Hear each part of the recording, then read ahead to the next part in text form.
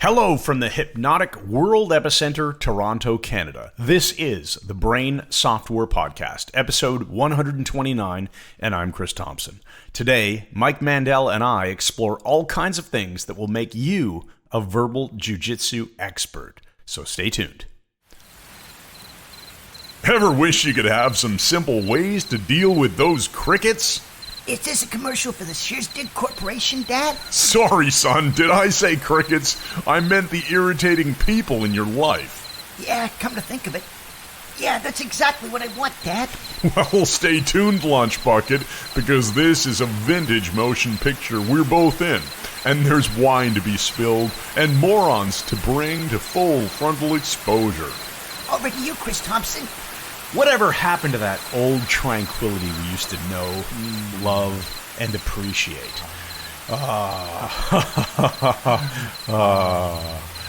These are days of victory! So let me do the intro today, and welcome to the very glands of the hypnotic maypole, the star of the 23rd Spider-Man movie, still yet future, the 2IC of the hypnotic world epicenter. A man whose table kept disappearing when the dead woman appeared in the cabin bathroom. Chris Thompson! Oh! So here we are again, Chris, ready to go. Summer has started. It's well underway. I've come down to Hypno East, all the way from our cabin, and we are recording. We are. So here we go, 129. And there's lots going on here. What's new in the world of Mike Mandel and Chris Thompson and the Mike Mandel Hypnosis and the MMHA, our Mike Mandel Hypnosis Academy? We've got so much going on. We just wrapped up a huge push on the Modern Hypnotherapy Workshop with Freddie Jacquin and Anthony Jacquin. We had an immense success with people just loving that product. The acclaim is coming in. I really want to encourage you, even though the price is no longer the discounted pre-order pricing, if you go to MikeMandelHypnosis.com / Jacquin, JACQUIN. I can't even talk. I need more coffee, Mike. Oh, this stuff really comes in. MikeMandelHypnosis.com / JACQUIN. Even though the price is regular price by the time this is out, it's still a tremendous deal given the bonus package that Freddie and Anthony put together. So I urge you to check that out. That's what's new. We finished our Architecture of Hypnosis class, the June edition, which we had about 41 students in. Unbelievable. Our first ever student from China. Yeah, that was pretty cool. So we've had just an immense amount of fun and work, and now we're in a bit of a slowdown with the summer, but it's not really going to slow down for long. Not because really, buddy. I'm leaning out, getting ready for Las Vegas. Next month. We're recording this in early July as we sit here in front of the microphone. And in a month, we're going to be going off to Las Vegas Hypno Thoughts Live. So by the time you listen to this, I'm sure it won't yet be that time, but it will probably be later in July, and you'll still have time to book Hypno Thoughts Live. I highly recommend you attend htlive.net. Las Vegas starts around, I think our class is August 15th, the Thursday. So the conference itself starts August 16 and runs through the 17 and 18, the weekend. 3-day Still weekend. The world's biggest and best hypnosis conference. It is phenomenal. Okay, so let's move on then. Well, I got think tank words, buddy. Okay, yeah, before we do the think tank word, let me just seed the idea that this is a podcast all about how to deal with different kinds of difficult people, whether they're, as we use the technical term, dicks, or whether they're just ignorant and unhelpful to you because they think they know something they don't know. We're going to have a really good time sharing all kinds of cool stuff. Yeah, we should not just automatically assume maliciousness when sometimes it's just ignorance when you're dealing with someone. But other times it's maliciousness. Yeah, it is. Often it is. Often just there's just too many people who don't have your best interests at heart. So with that said, heading into this podcast, we have the think tank words of the day, Mike. Let's go to them. I took the think tank all the way up to our cabin with me just so I could randomly generate a few words, and I have 3 words for today: castle, pontoon, and salad. Let's run with that one. Oh, man. Okay, so castle, obviously, building a vantage point, a lookout point, something high up that you can see the big picture from. Okay, and I also think of the castle in our recordings. In our recordings that everybody wants me to take them to the castle, we never have created that. Yes. It's hinted at. So it implies things that are still available but unseen, things that are unconscious. Yeah, and Pontoon... I'm not done with castle yet. Go ahead. I thought you were still on I'm it. thinking of the chess term castle, where your king moves 2 squares towards the rook, and it then flops onto the other side of the king. Oh, yeah. So that's getting the king to safety, the safety of the castle. Oh. So there's the danger, though, that if we try to keep things too safe, then we're going to miss opportunity. So it's striking that balance. Again, where the whole idea of chaos versus order. I like that. So if you stay in your castle, you miss the entire playground on the outside. Wow, I like that. Okay, Yeah. so what about Pontoon? Well, Pontoon, funny thing is I just got back from Blue Mountain Village where my kids had a dance competition, and there was a guy there who is now importing from California this, like an exercise bike that's mounted to 2 little pontoons, like skinny versions of inflatable stand-up paddle boards. Okay. And the bike is connected to essentially a carbon fiber propeller system. It's amazing. So you get on this exercise bike and you can pedal about 15 kilometers an hour on the open water. Now, these 2 pontoons basically create massive stability. You could But you're saying they're inflatable, right? Yeah, they're I find inflatable. that cause for I know it's concern, weird. yeah. I at first, when I heard about this technology, I thought, well, that's going to be crappy. But you know what? If you were to push your thumb on the thing, you would think it was a solid structure. So it's not like the little white balloon. Yeah, it's not like the little white balloon at all. Anyway, it's basically an exercise bicycle supported on pontoons. You could, even though you're high up, you could not possibly tip this thing over if you Ken, tried. I'm wondering how we're applying this to the... Well, stability. Pontoons create buoyancy and stability. Ah, okay. So we need buoyancy and stability in our life. It's the 2 together, right? I think so. Buoyancy yeah. ensures you don't drown. You have don't a want to be solid dragged structure. down by basement people. Ooh. You don't want to tip over. And destabilize your life. Right. Yeah. So let's get to salad. Oh, salad.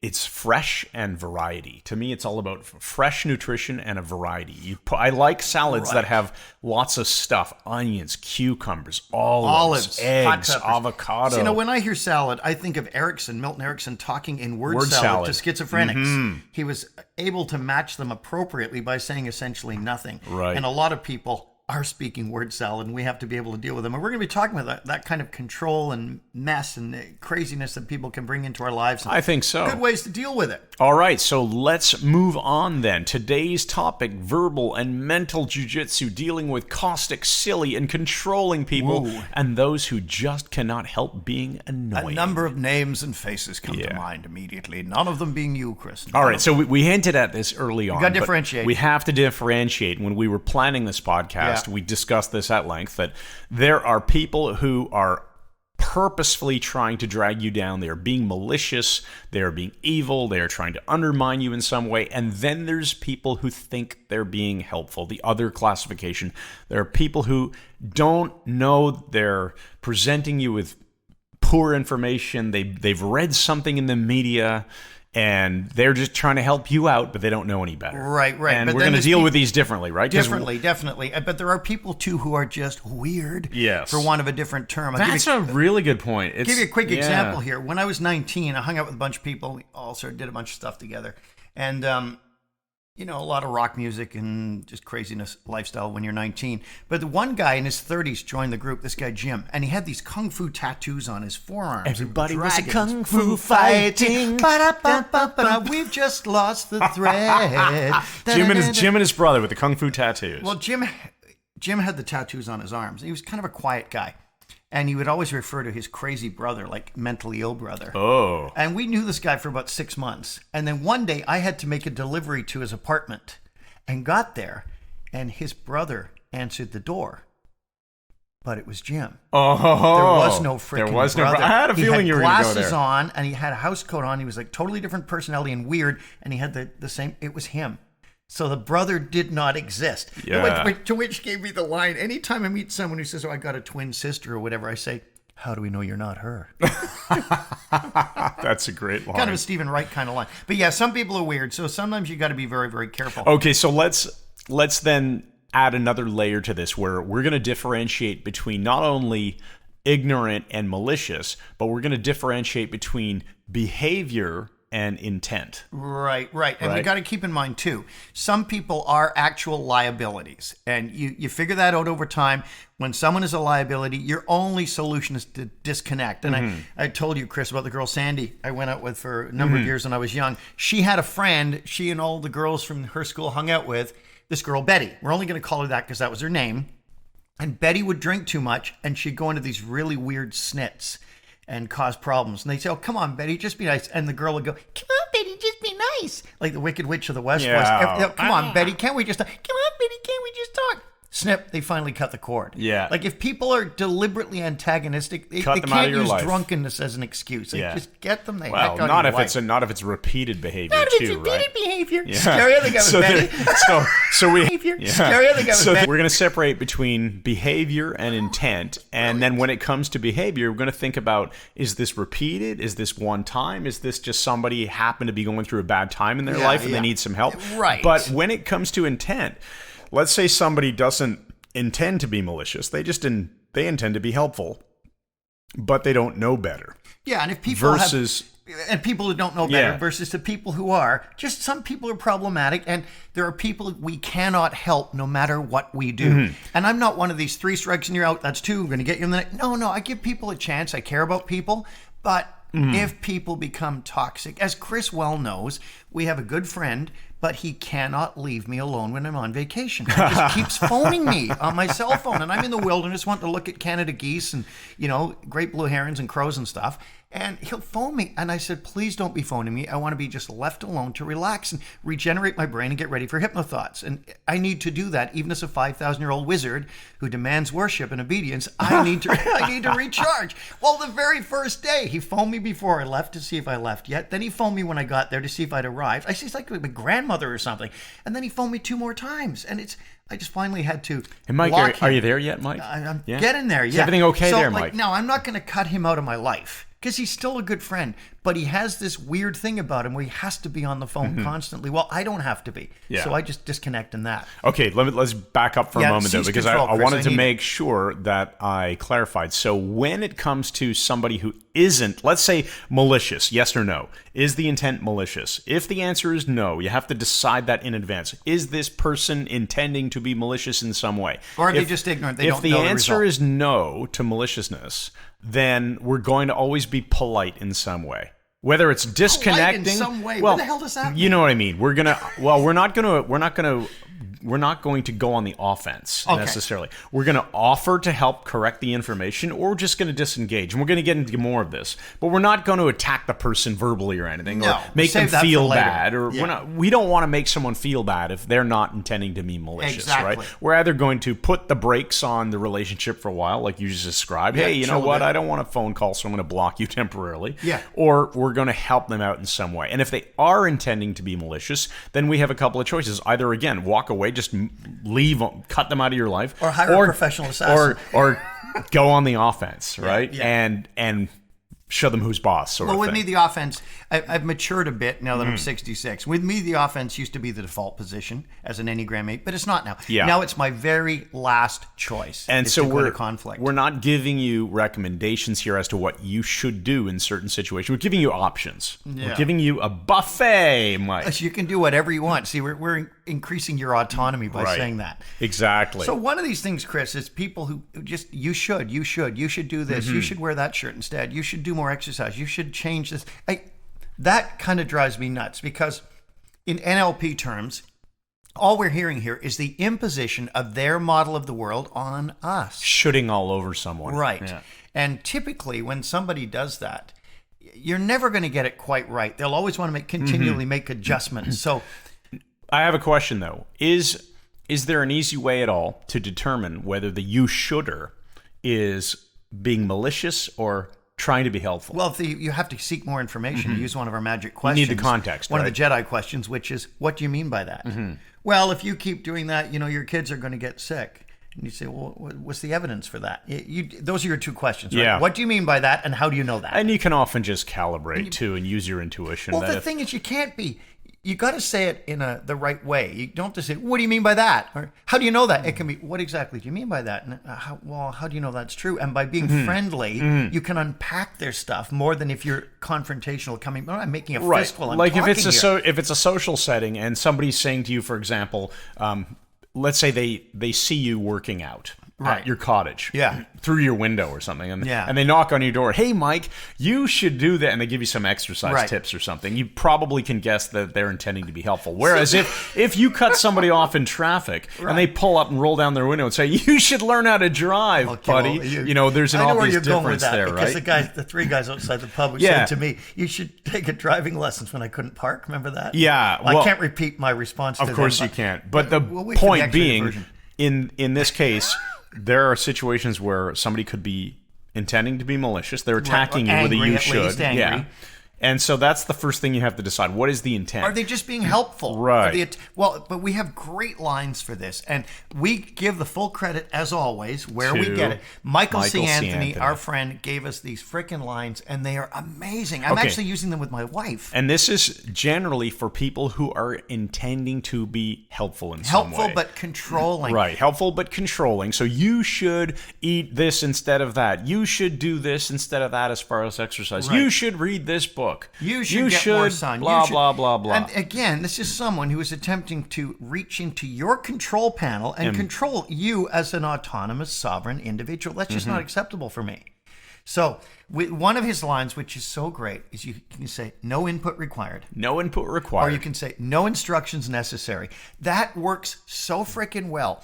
My wife was saying to me, "Oh, you can't eat all that and expect to trim down the way you want to." Well, this is the way Chris and I eat. A lot of protein, a lot of vegetables. You think you're going to lose weight? I say, "No instructions necessary." No instructions It's working. necessary. I've only had Yeah. to use it twice, and she's seeing the wonderful thing that Michael C. Anthony said, and we'll just call him MCA from now on. He said, when you use it consistently, as he is with someone in his life, he said, Yeah. they begin to hear it again and again and start to recognize how much they do this and are interfering. It's a polite response too, because it's not dickish. Well, right? It can be, can depending be on really your dickish. depending on your tone of voice and stuff. But if you just use your hands to create a bit of space between you and the other person, put your hands up. No instructions necessary. Yeah. Or something like that. Have you used this? Yeah. Packing the trunk, Mike. Packing the trunk. I didn't even know you owned an elephant. In every family, there's probably the husband or the wife that is in charge of packing the trunk, and the other spouse that offers unnecessary input on how to do a better job packing the trunk. Okay. And That sounds what it is in this case. This is a perfect application of no instructions necessary or no input required. It works very, very well. Fantastic. I'd like to right. challenge our listeners around the world, millions of this. you, use this and let us know how well it works Yeah, for you. email us with stories of how you used the no input required Or intervention. no instructions necessary. It is That's a just fantastic. We could probably do an entire podcast just on this. It's a wonderful We pretty idea. well are right now. Yeah. All right. Let's move on to the So- next one. What about those people who speak on subjects which they have no real information to impart? So they'll come across as though they're drawing from some kind of expertise. They really don't know anything. It'd be like someone who's never studied hypnosis saying to you, Chris, Well, I heard that hypnosis is evil. oh, not and- even I heard. No, Yeah. it would be, Well- well, there's only two kinds of hypnosis, and the brain only, then the Or course. the infamous, or It's the devil's euphemous? work. They Infamous. say, well, they say, quoting the they, yeah. the global they say that hypnosis is evil and you shouldn't do it. Like a friend of mine, his ex-wife, would always appeal to an unverifiable source. Yes. And it would always be, well, it's a proven fact that if you're declared dead on the scene of a crime or the scene of an accident, your head was cut off. Like, she actually said that to us because only a coroner can, determine that you're dead. And if someone else does, it means that your head is separated from your body. What do you mean it's a proven fact? Well, my wife just called her on this, actually called the coroner's office to check. And they said, Oh, love it. no truth to this whatsoever. So when people pontificate, they take on the Pope's ex cathedra pontification about stuff they know nothing about. It is incumbent. It is imperative that you seize the opportunity and challenge this. Well, that's why I like the idea that when people say, well, they say, I have a relative who will say stuff like, they say that eggs cause diabetes. Everything is always Eggs cause diabetes. the comment would be something along the lines of, well, you just can't trust anything about nutritional science or fitness or eating because they keep changing their minds. And they now say that eggs cause diabetes. The ubiquitous Exactly. Thank you. Ubiquitous. That was the word I was looking for. And I think a good response to that is who specifically. Yeah, of course. You're using the meta model now. Yeah. And you're challenging a generalization. This is a gross generalization. Well, they say. So when you hear, and listeners, let us know what are you noticing in terms of they say violations by other people. They say, because that's a really common one. And who specifically, and how do you know that's true? And the one I said, the one that drove me nuts was, it's a proven fact. It's a proven fact. Proven by whom? By who? Using by whom? Police, yeah. With what method? Yeah. By what method? Another one that drives me nuts, Chris, and this isn't malicious at all. It can be just purely ignorant, and it's personal space violations. Now, I don't mean necessarily, crotch snuggling or leaning over the corner, over your shoulder with the laptop to show someone else and doing full genital presentation on your shoulder. Like, we've seen this stuff happen. I'm talking about people who just in conversation get too close for you. Now, close talkers. Close talkers. Now, I'm aware that there are places in the world where people do get very close to speak, and that's considered normal. But in Western society, it is not. And that's why people in elevators don't cozy up to the person beside them. They give them the maximum amount of space, typically.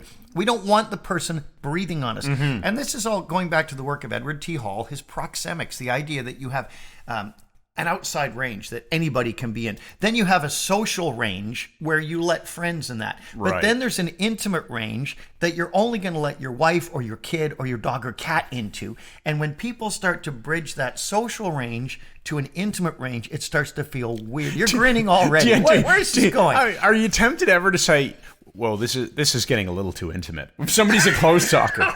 No, there's anything wrong with it. But as you say it as a joke, obviously, this conversation is getting a little bit too intimate. Well, you can always just say, have you been eating fish? Yeah. Good pattern that'll drive them back. But here's my way of dealing with it. I'm a martial artist, as Chris is. I don't like people getting into grappling range too close to me. I like to keep them at kicking range or hand strike range. Just that's how I am. I don't like people violating space. Plus, I'm one of these people who's paranoid, always brushing his teeth and flossing and everything. I don't want to breathe bad breath on someone, especially because I'm eating keto and I probably got ketones on my breath. So when someone gets in close, my new way, I've not done this yet, but personal space violations, I want to treat them by not backing up, because if you back up, these dicks will step forward and take the space again. And now you're on the run. I'm actually going to close the space even tighter. So if someone steps within a foot of me, I'm going to step so I'm 3 inches away from them. That'll make them back up. Yeah, that's probably true. Get way too close for comfort to make. So you can essentially you're making the point either obviously one way or the other. You're either stepping in even closer to put out the message that this is weird. Put out the intimate fire. Or you're actually going to step back and point out to the person, you're just a little too close to me. So I'm just laughing so much at my own humor to put out the intimate fire. Yeah, to put out the intimate fire. Not say anything wrong with it. Okay. But you could just be direct and say, hey, close talker, back up. Oh, man. I can see I haven't seen you in a while. I'm actually enjoying your company. Okay, so, look, what about left-eyeing the person, though? Like, if it's a malicious thing and they're trying to intimidate you, you can left-eye them. This was taught to me by a former policeman who learned it from a convict. And I've argued this with a psychiatrist, Dr. Peter Collins. He doesn't believe it's true. He's a forensic psychiatrist, but I've seen enough evidence that it works. Apparently, as we've said in other podcasts, when we talk to someone, our eyes typically look at their right eye, their right, our left, and we look away. We look back at their right eye and look away.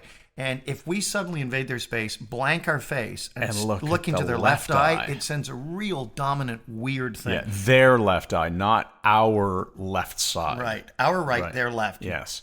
Blank your face, advance, and look at their left eye, stare into it, unblinking. People will back way the hell off if you do that. But as we say in England, well, you're going to do that, mate. You've got to have the bottle. Yeah, and the bottle means you've got to have the cojones to back it up if it escalates, because it might. It's possible, yeah. So be careful. Mike Mandel Enterprises and Mike Mandel Hypnosis Academy. Mike Mandel and Chris Thompson take no responsibility for the use or misuse of any of these techniques. That is absolutely right. All right, so let's get to the next one, which is the conversation that seems to never end. Well, People keep coming back to, I'm not done with the deliberately seeming psychotic. I deliberately seemed psychotic a while ago, many years ago. The movie Popeye came out. It was Robin Williams. The movie sucked. But he was good as Popeye. He was good in pretty well everything he did. And I went to the premiere. A friend of mine got me a ticket for the premiere. And we were sitting in a pub afterwards, English pub, around a large sort of horseshoe-shaped bar. And my friend was very preppy with the tie, leather tie and all this all the time. Okay, yeah. Like Archie Back in the Andrews. day when the skinny leather ties. That's it, yeah. early 80s. Yeah. Nice guy, wouldn't hurt a fly. And there were two guys across the bar from us, and I could see they were smirking about how he looked. And Okay. sort of looking over at us and laughing and stuff. Sort of business kind of guys. This pissed me off. Can we say pissed off? Yeah, sure. Okay, we'll edit that out Sure. if That's not. family friendly. So these guys enough. are looking over at us, and I couldn't handle it anymore because they're taking a piece off my friend here, who's a good guy. I took my pint of beer, looking at them, unblinking, big mouthful, and then I just grinned at them and let the beer run out of my mouth and down the front of my shirt and just kept looking at them. And they just freaked and they put the money down and they took off and left the pub. Looking psychotic can work sometimes. That's just too funny. Talk about exit I think I strategies. would have paid money to see that. It was good. All right. So I think we should keep talking about the seeming psychotic, though. Well, Think scary? I think I had no exit strategy. So fantastic. there are a lot of times when somebody brings up a point, you respond to it, and you think it's over, and they keep coming back to it in some way, Wait. just like Mike is doing with this syllable matching technique that's so annoying. Great. So yeah, no exit strategy. Yeah, they go round and round and round and round the freaking loop, and it drives me insane. And a lot of the times it's the all I know is, returning. Or it can just be it's the they circle, have no circle. evidence criteria that the discussion is over. And it can drive me nuts. I had a meeting with one of my agents years ago, and the meeting was clearly over, and she had to get back into work. And the person with me, I won't say it was a family member that I was married to and still am, but the person with me just started the whole discussion again. That is exactly the kind of thing I'm thinking is when the conversation has already concluded in terms of the information. Right, and they keep going. Then it's like constant re-summarize. Let's re-summarize That's this it. again and again and again. Right. And there's no exit strategy because instead of ending it, it's just, oh, okay, so we're going to talk next week, and we'll send this letter to such and such a supplier. Yeah, okay, and they'll probably be happy with that arrangement, won't they? Yeah, I think they will. Okay, so we'll send this letter to them next week, right? Yeah. It drives me nuts. And if somebody has no exit strategy, they just keep summarizing. Yes. Again. Constant and again. It's re-summarization. scary to get no exit strategy for the no exit So strategy. we need an answer. How do you... Right. So are we done? You could just ask again, the Be Direct solution. So how are we happy that we've summarized this enough? And we can end the meeting here? But some dicks will go, yeah, I think we have because we talked about this. And then they'll go through it again. Right, yeah. They'll summarize again. So I think I like to do the spatial anchoring. I like to reach out, grab the topic with my hands, and say, how will we know when this topic is over? And put it to the side. Yeah. And then by spatially anchoring. So you're actually asking the question. Yes. Which is another way of being direct about it. Pretty sort of. much. Yeah. It's just a little softer, right? Yeah. So, hey, let's talk about holding court. This one drives me crazy. Only because Yeah, being you an do entertainer for this so all many the years- time. I do, don't I? Yes, you do. But I don't do it on every topic. I'll do it on You do it on topics that you... know nothing about. Is that what you're going to say? No. Paranoia. That we should have that in the list. A magician will do this with cards, let's say. If they're very good with cards, Yeah, they'll hold court with cards. But that's their skill. They're Yeah. awesome at it, and it's actually fun. Right. It's not like the guy holding court when I said sitting in that room and all the women Yeah, sitting around this great-looking guy. at a who's telling party, the and story. this one person is just constantly the locus of the focus, And right? I got to seize Yeah. control here, and I did just move the vase away from his hand. Yeah, That you've was talked it. about this on other But that's, podcasts. again, you Right. got to pattern interrupt them. It's okay if the person's holding court and everybody's enjoying it, as they were, but sometimes you just got to take control. It's just the All way right, it so is. what do you do? Well, you have to seize the locus of the focus, so you have to do a break state first. You might do the bird on Mrs. Coldheart's roof. You might feign a heart attack. That's always good. Okay, In so... fact, do you know the worst time to have a heart attack, Chris? um, During a game of charades. oh, that's really And the funny. person's going, chest pain. Sounds like. Yeah. Flatline. Yeah. The movie, Flatline. Oh my goodness. Okay, so how do you determine the intent though around Well, somebody holding court? you don't- Are they just being dickish, or is this entertaining? And I guess it's based on everyone else's response. It really has to be. But then we're back to that thing where sometimes people mistake politeness for interest. yeah. And just that no one is getting up and leaving, or Are people smiling and laughing and having a good time, or are they looking just at their watch every 5 seconds? right. You know? Speaking of watch, this is about time we had a commercial, Chris. All right. And now a word from our sponsor, Generous Fools. Jimmy V was a stand-up kind of guy.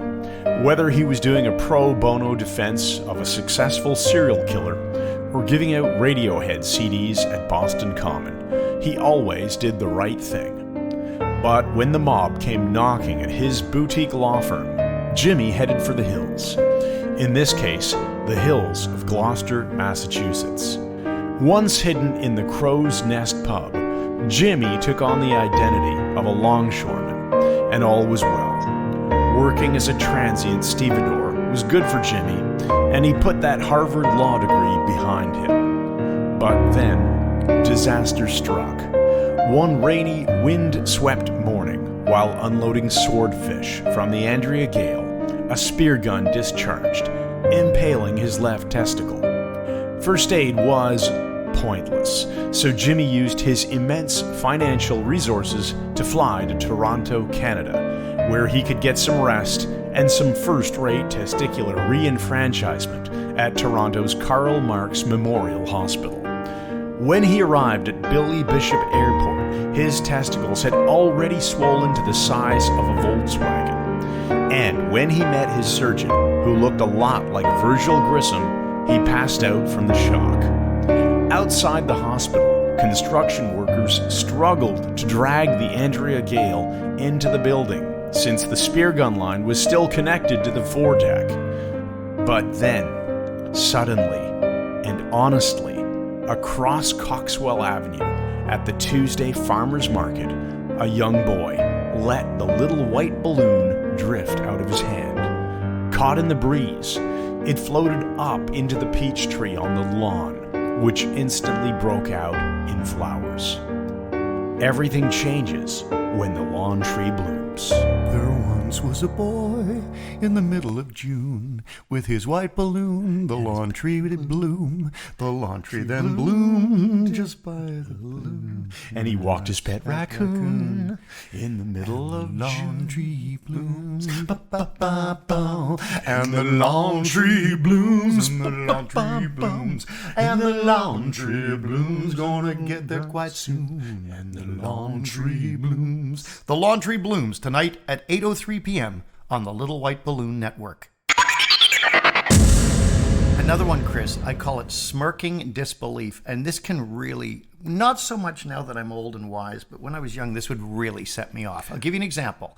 When someone treats you like just with a smirking that you're so stupid they can't believe it. Here's an example. It's like a visual, a mocking visual. If it was words, it says you're such an idiot. Yeah, I know much. this and you don't. Yeah. So I was sitting at Scarborough Squash Club years ago. I used to play squash, and there was a guy there. We'll call him Dave, and he had this very annoying trait. He had no social graces, no social skills at all. Like, you just scream in people's ears and do all kinds of annoying things. He was a smart guy. So because he was smart, he thought he knew everything. But remember my fascination with quantum physics and doing different courses on this. At the time, I was getting very interested in it. And we were talking about physics, and I explained the whole concept of neutrinos to him. So you got something that essentially has no mass. You can only measure them at the bottom of uranium mines and things like that. And no electrical charge. And he just said, I think you're BSing me. I think you're BSing. I said, I'm not. I said, it's a legitimate thing. If you Google it, or you couldn't say Google then, if you look it up in a book, you'll find neutrinos. No, I think you're BSing. But he's saying the word, right? He just kept smirking. No, I think you're... Like, he thinks he's so sure that you're BSing him. Right. And he's calling you on this. Right. So now I wouldn't even bother. I'd just say, well, get an education.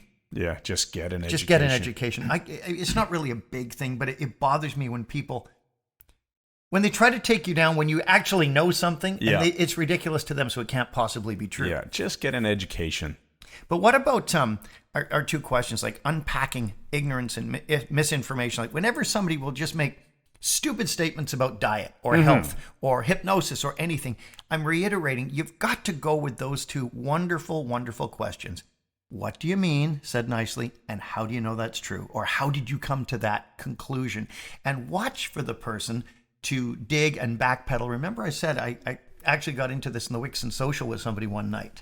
They're making a number of statements that were unprovable. And I said, well, how do you know that's true? And then he just completely backed off and changed the whole topic. People will, if they don't have a good answer, they will change the topic. Red and herring, circle, that's right. They will circle talk around it. Yeah, or they'll go red herring, something totally different, which means you're nailing them. Yes. And so I always say, oop, I just detected a topic change. Yes. Yeah, change oh, your I just topic. detected a topic change. Let's I come like back to that the one. original. That's a good point. And a lot of the times, because Mike, you and I both care a lot about fitness, nutrition, eating well, things like that. And people will say, oh, well, you really shouldn't eat that many eggs because cholesterol will cause heart disease. Yeah. And how do you know that? How do you know that's true? What did you do to come to that conclusion? But I suppose you could even bait them ahead of time and say, is that a conclusion you've come to? And they'll probably say, well, yes, it is. Right. Now they've committed. Now they've committed. So, well, how did you come to that conclusion? Now they're screwed because they just don't have any information. Usually it's that they've read some freaking headline in some National Enquirer. Yeah. Yeah, Not some publication that has, let's just say, put the headline out there without understanding science. Well, here's the thing that is so important logically. And guys, if you get nothing else out of this brilliant podcast, get this. The person who makes the assertion, who makes the statement of fact, bears the responsibility to prove it is true. It's not up to you to disprove it. It's up to them to prove it. He who makes the assertion bears the burden of proof.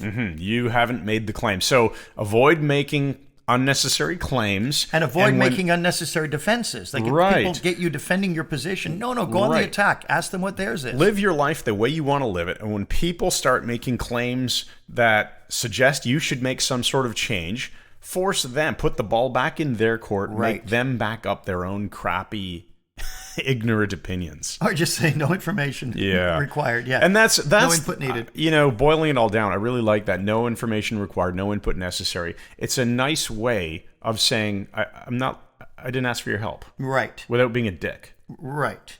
Because it's easy to be one doing that sort of thing. Yes, it can Or be. at least come across that way. You know what? What about when people say, well, all I know? Oh, the all I know. Yeah. So they have framed already that they have limited knowledge. But they're framing that because they have limited knowledge, it is somehow, it has to be true. That's kind of the implied framework around it. All I know, therefore this is true. Yeah. And all I know is. The response is, really? That's all you know? I'm not surprised you came to that conclusion if that's all you know. And you just show how ludicrous it is. Yeah, that's a great one. I really like that. You focus your response on the all I know part rather than the what they know. Yeah, just like, people sometimes make ad hominem attacks and they attack the person instead of the instead of the data, instead of the information, right? Yeah. Right. If somebody, for example, has an advanced degree, they might claim, well, I have a PhD and you are only a former DJ or something like that. Which is irrelevant. Facts are facts. They don't care about our feelings. That whole thing drives me a bit nuts. Okay. What else have we got here? I don't know. What about the bulldozer, the aggressive, loud, and dominating? What do you like to do in the case of somebody who's just being really loud and aggressive about their viewpoint? Well, not even their viewpoint. Sometimes they're just being aggressive, right? The key is I'm sorry, I'm coughing. I'm doing a Jerry laser.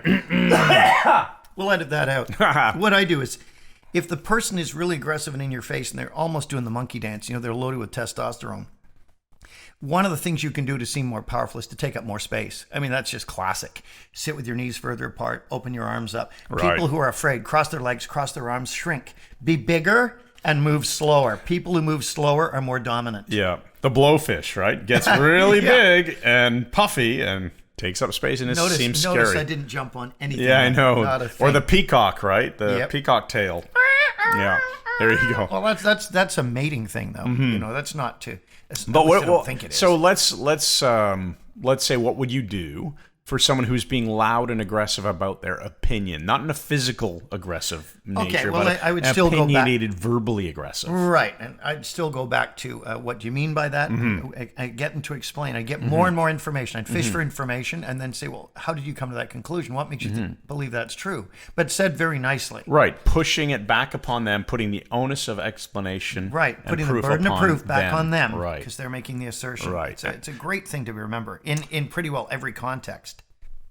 And which leads now to the context that it's probably time for you to give us the empowering questions for podcast 129, Brain Software. All right, here we go. What sort of people upset me, and how will I take control back today? How will I make sure that I maintain my own autonomy while resisting the control of others? Resisting the control of others. Nice one. All right. Well, let me tell you the time things almost went out of control. Ooh, it's I'd the like to metaphor, tell you the Meta Meta 5. Cardiff, Wales, and the slow motion policeman.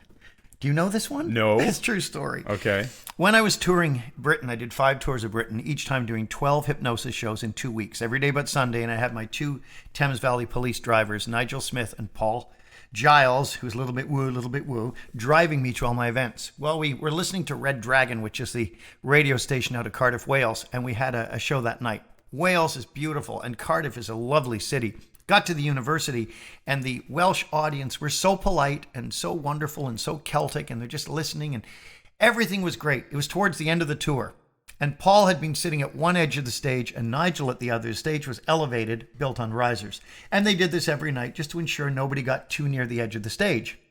Well, on this night, I had them on the imaginary roller coaster ride, which was a thing I did for many years. And now Michael C. Anthony is doing it with my full blessing. Yes.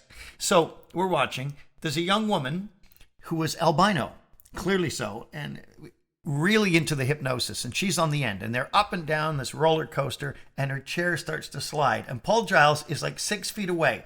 Now remember, he's 6'7", 300 pounds. And he's sitting there in his chair with his arms folded.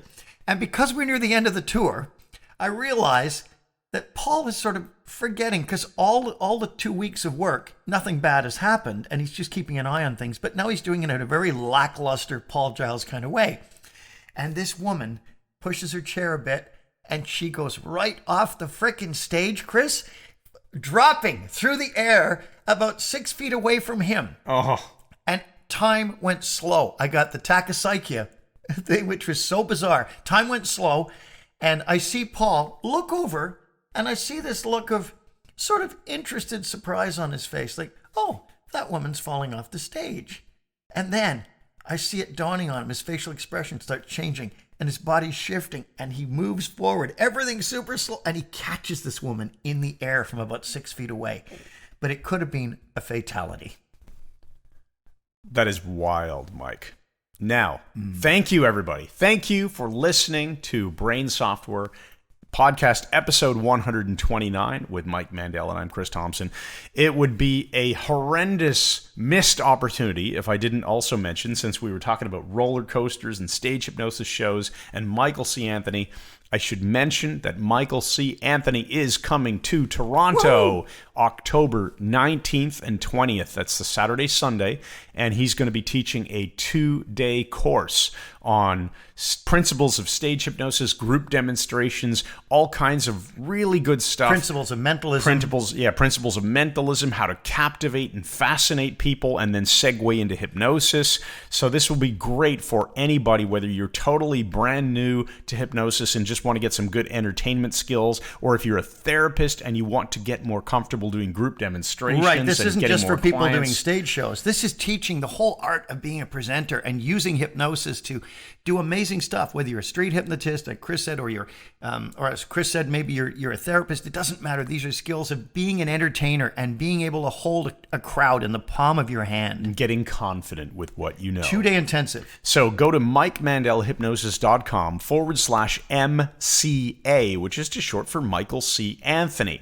And that's where you'll find out all the information that you need to join us in Toronto, October 19th and 20th. You'll notice I didn't interrupt. When you're giving the URL that time. All right. So thanks, everybody, for listening, and we will we'll catch you again in episode 130. Thank you, and good night! I think we're going to go out for lunch now, but I don't think that we should have any soda, Mike. I'm not going to have any soda. Okay. Why just go for soda? Nobody knows and nobody cares. Might as well go for soda. Nobody crashes and nobody goes into hypnosis. Oh. Do one. I've never heard you do one. No, you got a second tone. Remember Kronkorn trying to do it and going, oh. Oh, okay, let's cut the rest.